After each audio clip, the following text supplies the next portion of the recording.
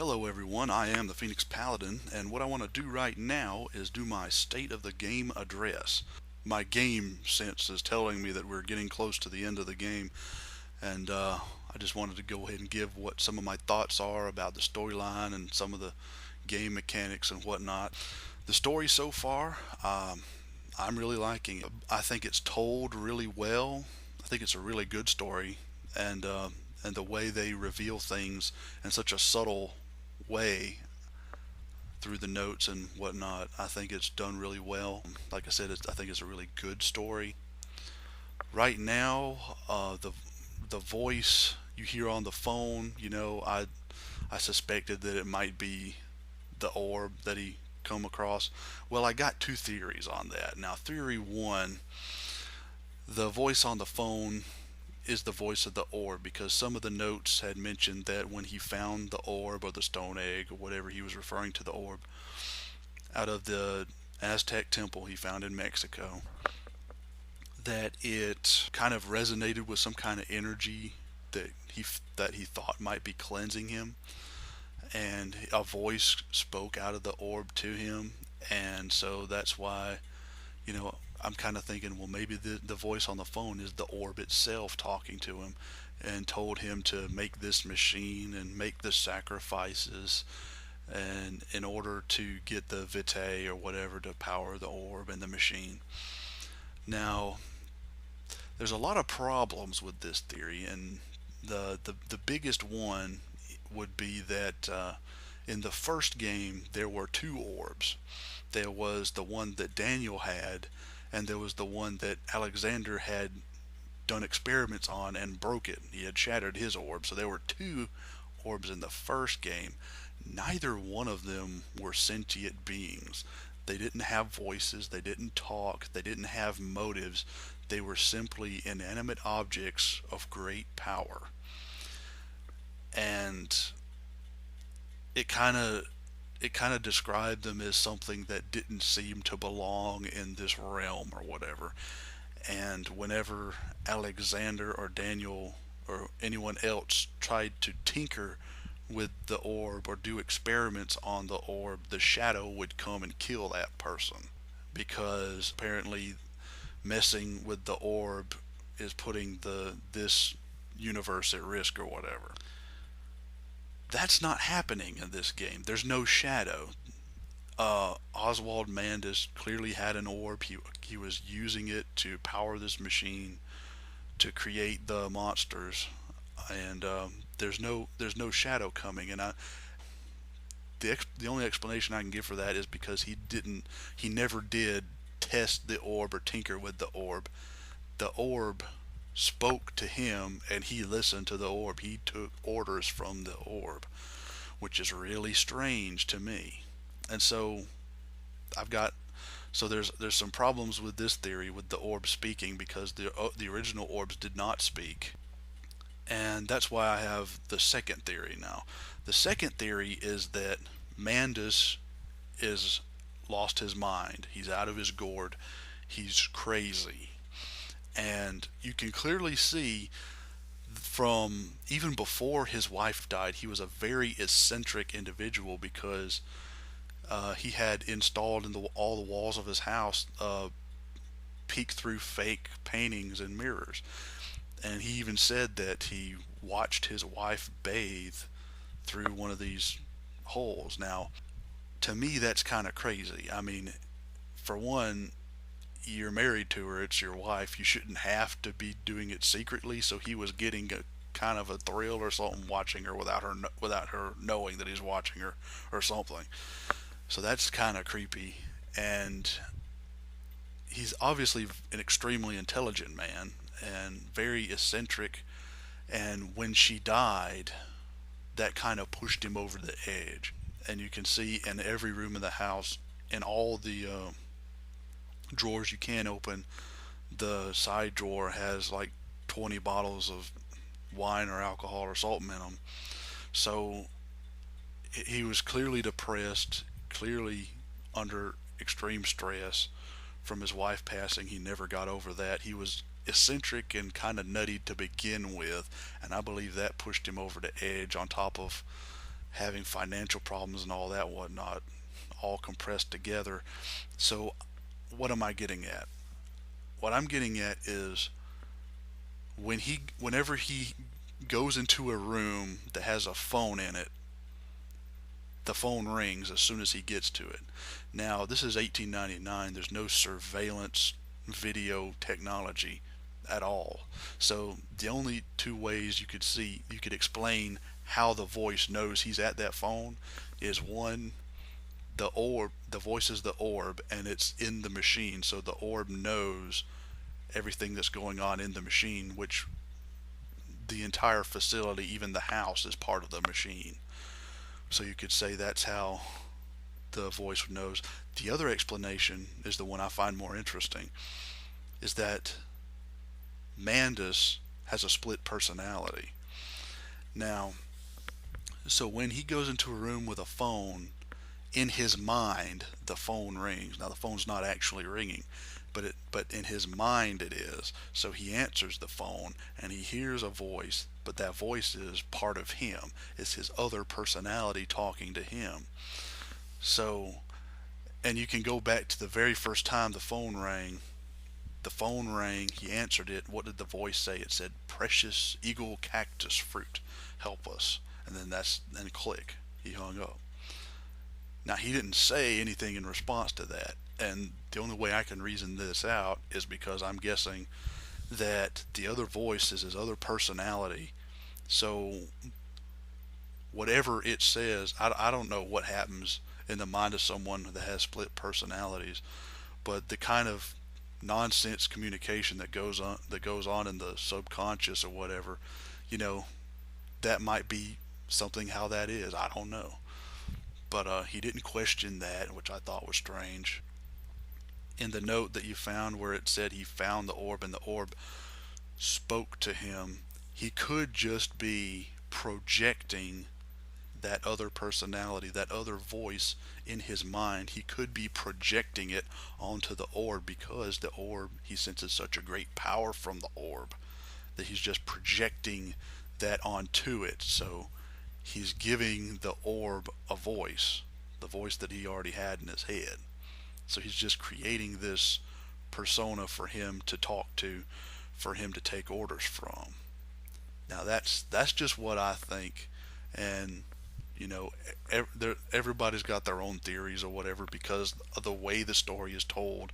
It's not just boom, boom, boom spelled out here. This is how it is. It's all told very gradually, very subtly, and you got to kind of read between the lines to get a lot of this stuff. And a lot of the stuff, I'll go ahead and admit, like most of the stuff between sections where it goes to the sepia drawing of the house or whatever, and it has something that it says. I have no idea what that's talking about. None of it.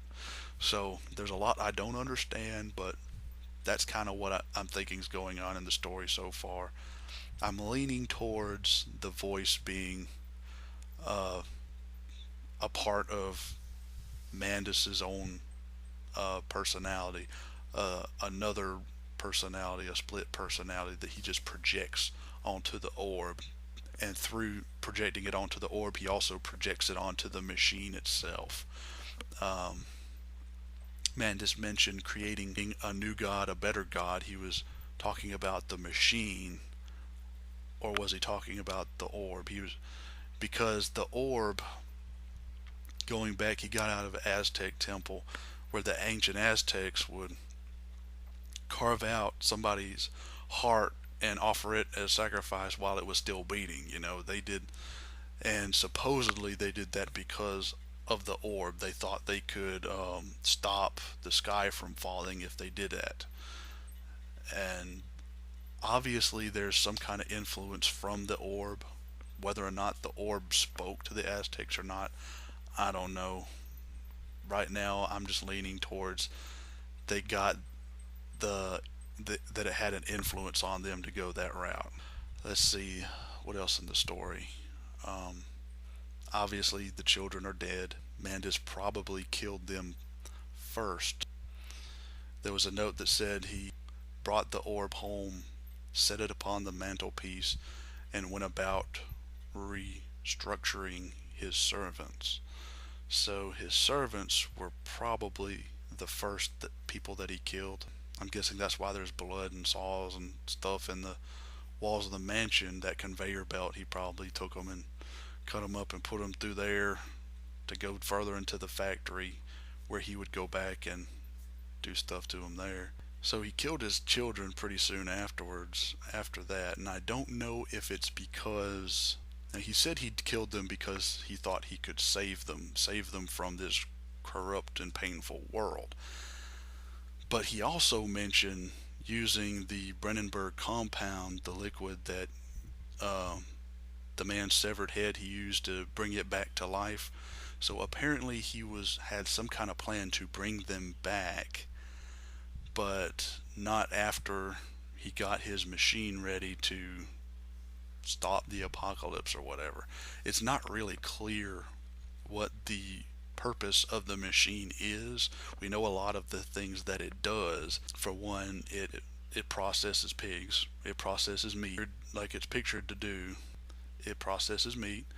It also processes humans. It also fuses pigs with humans to make these Frankenstein monsters, the grunts of this game. It does that. It also apparently is designed to harvest vitae. Now, vitae is the chemical. It's an extremely powerful chemical from the first game that Alexander discovered, that it's only produced when a person is under extreme stress, extreme agony, and extreme fear. It is produced in the blood. And Alexander in the first game he wanted to harvest the vitae to power his machine with the orb, and in an attempt to create a hole in the dimension so he could go back to his dimension. And that's what his motive was in the first game. Now, the fact that vitae is mentioned in this game so much, and I believe that's what Compound X is vitae. Obviously, the machine, that's a big part of the machine, is to harvest vitae from people. I don't know why that would be, other than to fuel the machine and give the orb more power, I guess. If the orb was, assuming that the orb was sentient, it would want the vitae for more power, I guess.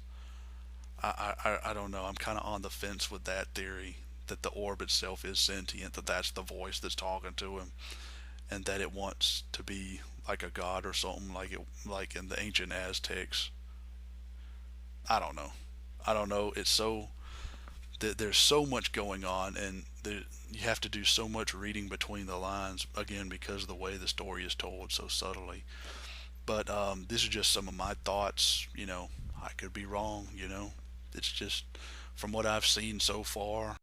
But yeah, you can leave a comment in the section below. Tell me what you think. Well, that's my thoughts on the story. Gameplay so far, my thoughts on that is, it's okay. It's obviously not like the first game, which is the biggest complaint that people have so far. I believe my last part I did was part 10, and so far I haven't had to hide from the monster. Normally, when you see the monster, it's scripted, so it can't get you because it's just scripted. Or if it is patrolling and it does come after you, you just run from it. And that's what's worked for me. Now, that might just be the way that I've responded to it. Maybe I was supposed to hide, but I didn't, and I got away. So I don't know.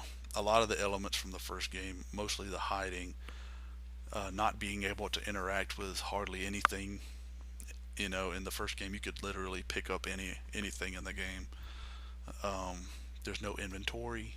There's no sanity meter. Probably because Mandus is already insane. One thing I forgot to mention earlier, talking about him, just the theory that he's just crazy and has this other personality. This voice in his mind is Mandus. The name Mandus. If you swap the N with the D, it's Madness. I think that's kind of cool. There's a lot less game in this game than Amnesia so far. Like I said, I don't know how far I am. I think I'm close to the end. But yeah, there's There's a lot less to do. It's very linear, and that's another complaint that a lot of people have is that it's not as sandbox as the first one. You're just kind of taken on a ride through a story, and I like to think of it as the carnival rides, like the dark haunted house carnival rides where you're sitting in the trolley and it just goes really slow through the dark rooms, and every now and then you hear a noise or something lights up or jumps at you or something like that. That's kind of how this game is playing, and it's not bad. It's not a bad game, and it's not poorly designed. I don't think the only issue is that this is the sequel to Amnesia, and it's not played like Amnesia. I think is the biggest issue, the real issue people have with it, because it's not a bad game. It's got a great story and it's told and very well, I think. But since it's not played like Amnesia, it's not what people expect for the sequel to Amnesia, and so that's why a lot of people hate it. Now that's again, that's just my opinion.